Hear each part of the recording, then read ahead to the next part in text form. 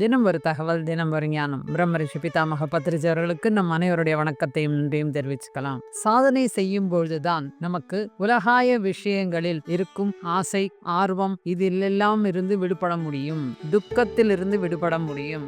எதற்கெடுத்தாலும் துக்கப்படுவோம். துக்கம் ஏன் வருகிறது அப்படின்னா அறியாமையினால் வருகிறது. அறியாமை ஏன் வருகிறது என்றால் ஞானம் இல்லாததினால் வருகிறது. நம்ம இதுல இருந்தெல்லாம் விடுபடுகிறோம். நம்ம செக் பண்ணிக்கணும். உலகாய விஷயங்கள்ல நம்ம இருக்கிறோமா, எப்போ பாதி ஏதோ ஒரு பேராசையில் இருக்கிறோமா, அதிலிருந்து எப்பொழுது விடுபடுகிறோமோ அப்பொழுதுதான் நாம் சரியான சாதனை செய்கிறோம் என்கின்ற ஒரு புரிதல் கண்டிப்பாக கிடைக்கும். நான் தியானம் பண்றேன், புத்தகங்கள் வாசிக்கிறேன், ஆனாலும் திருப்பியும் உலகாய விஷயங்கள், அப்புறமா குணங்கள் மாறாமல் இருப்பது, அதற்கப்புறம் தேவையில்லாமல் பேசுவது, ஒப்பிட்டு பார்ப்பது, இந்த மாதிரி நிறைய விஷயங்கள்ல நாம் இருந்து கொண்டே இருந்தோம் அப்படின்றா நாம் செய்யும் சாதனை சரியான முறையில் இல்லை அப்படின்னு வரும். எந்த ஒரு விஷயம் நடந்தாலும் நாம் எப்பயுமே ஒரு நிம்மதியாக நடந்துட்டு போட்டோம், ஏதோ துக்கம் வருதோ, ஏதோ ஒரு காரணம் இருக்கட்டும், வந்துவிட்டு போகட்டும். இன்னொன்னு, நமக்கு வர நல்லதற்கும் தீயதற்கும் நாம் தான் காரணம் என்ற ஒரு புரிதல் அந்த பற்றற்ற நிலையில் நாம் இருந்தோமானால்